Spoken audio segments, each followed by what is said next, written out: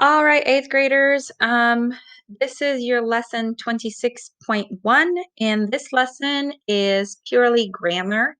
Again, I'm breaking down the lessons in even smaller chunks than what I would have done if we were in class together. So baby steps. So we are going to focus on these four verbs this week: amener, acheter, préférer, and espérer. If you notice, right, they all end in ER. So they do belong to the group of ER verbs, which we're very familiar with in terms of conjugating, right? When you, with the subject pronoun. So when you conjugate an ER verb with je, you drop the ER, replace it with E. That does not change. All right. So, but the reason we are looking at these verbs in their own little bubble is because something is going to happen to the E right before the infinitive ending. So again, I'm going to walk you through this and explain a couple of things. You also have access to this slideshow where you don't have to listen to me talk the whole time. So as you are completing this week's activities, make sure you refer to that to help you. All right, so let's start with the verb acheter, which means to buy. All right, so again, it's an ER verb, so we're conjugating it. You will see, though, that when we conjugate the verb acheter, this little E here is going to see a change when we conjugate it with je, tu, il, elle, and il, elle plural. So the rule does not apply to the subjects nous and vous. And the good thing is for all four of those verbs or any of the verbs that end in E consonant E, the rule is always going to be for je, tu, il, elle, and il, elle plural, and does not apply for nous and vous. So it's consistent. So at least it's nice. All right. So it already appeared. J'achète. All right. So what happened? Well, we went ahead and conjugated our verb. I dropped the er, replaced it with e here. But what happened to this e? Well, if you notice, it acquired an accent grave. All right. And that's because of the way it's pronounced. J'achète. So you hear the eh? Well, in order to make that eh sound, we needed to add the accent grave. Otherwise, we'd have to pronounce it j'achète, which is not how it's pronounced. All right. So I just got done saying that the rule applies to all subject pronouns but nous and vous. So guess what? When we conjugate acheter with tu, we're going to drop that er, replace it with es, and also give that e right before the consonant, right before the ending, an accent grave. Same thing when we conjugate with il or elle singular. I'm going to drop the er, replace it with e, and add the accent grave on that E right before the consonant, right before the ending. The rule does not apply to subject pronouns nous and vous, so guess what? You don't do anything. You conjugate it the same way we've been conjugating ER verbs for the last 2 years. Drop the ER, replace it with ONS, bam, you're done. For vous, drop the ER, replace it with easy, bam, you're done.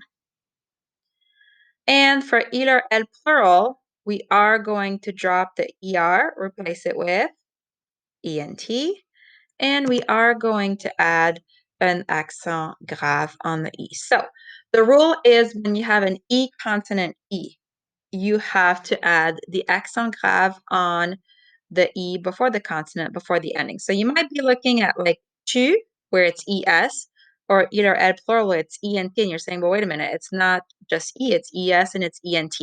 So it all has to do with the ending sounds, okay? So j'achète, the E is silent, right? So technically, if the sound stops at the T, then it gains an accent grave. Tu achètes, same thing. So the ES is silent, so we need to give it an accent grave. Same here, il, elle achète, and it's just a plain E here, okay? We give it an accent. If we move here, nous achetons, well, these letters are not silent, or at least the ON. The combination of ON makes the OM sound. That's why we don't put an accent here. Same thing with acheter, because you might look at this and be like, wait a minute, there's E, there's a consonant, there's another E, but we pronounce this vous achetez. So there is a sound, A, after the T, so we don't need the accent grave. Okay, let's look at this one. If you remember, every time we pronounce our verbs or play the ball game in class, right, I always tell you that the ENT is silent. So, ils, elles achètent. So again, I'm making that liaison, right? Ils achètent, elles achètent. But if you say it properly, the ENT is silent, which is why we need the accent grave. Ils, elles achètent. You don't hear any of this. All right, so that's when you hear me say E consonant E, that's what I'm referring to. It's if the sound is silent after the consonant, that's when you need to add the accent grave. So, acheter, to buy, we also have the verb amener, which is to bring a person. So there are two verbs in French that mean to bring. We have amener and we have apporter. And I get into this when you do one of the activities, which is le pique-nique. I talk about how there's a difference between the two. So they're both ER verbs. Amener means to bring a person, whereas apporter means to bring a thing. A little way to remember that amener is to bring a person. You see the word men here, okay? So men, they're people, so bring a person. That's the connection. All right, so same thing here, right? We have an E, we have a consonant, and then we have our ending. The rule applies to every subject pronoun but nous and vous. So I'm not going to take as much time to go through this, but j'amène, tu amènes, il, elle amène. It does not apply here, so we leave that E alone. Nous amenons, vous amenez, ils, elles amènent. Okay, so again, see how that E before the consonant, before the infinitive ending, gained an accent grave for everything, every subject pronoun but nous and vous. All right, so that's one type of verbs that gains an accent. The other group of verbs that we're looking at in their own little bubble is when we have a verb like préférer, to prefer, or espérer, to hope. There are others out there. We're just focusing on those two for now, where it's not an E, but it's an E accent aigu before the consonant, before the infinitive ending. So here it's a little bit different. We are switching the accent for everything but nous and vous. So instead of an accent aigu, we are going to put an accent grave. So it's kind of like we're pushing this accent so that it faces the other way. So we've worked with this expression since the 7th grade, je préfère. Okay, so again, we drop the ER, replace it with E. We leave this first accent aigu alone. This does not change whatsoever. It's always the E before the consonant, before the infinitive ending.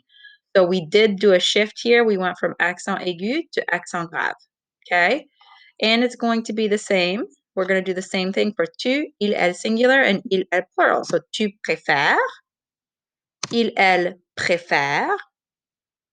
Okay, the rule does not apply to nous and vous. So what do? Well, we're going to leave this accent aigu alone. We don't take it off. We just leave it alone. Nous préférons. So here's the difference. Je préfère, nous préférons. Préfère est, préférons est. Okay? Vous préférez, il, elle préfère. Okay, and same thing for the verb espérer, to hope. All right, we are going to do an accent shift for the E before the consonant, before the infinitive ending. So, j'espère, tu espères, il, elle espère. The rule does not apply here. Nous espérons, vous espérez. So we left those two E's as is with their accent aigu. Il, elle, espère. All right, so use these resources as you complete. The whole lesson this week is focusing on just being mindful of either adding the accent grave or shifting the accent aigu to an accent grave. If you have any questions, you know what to do. Call, text, email, and I will answer you.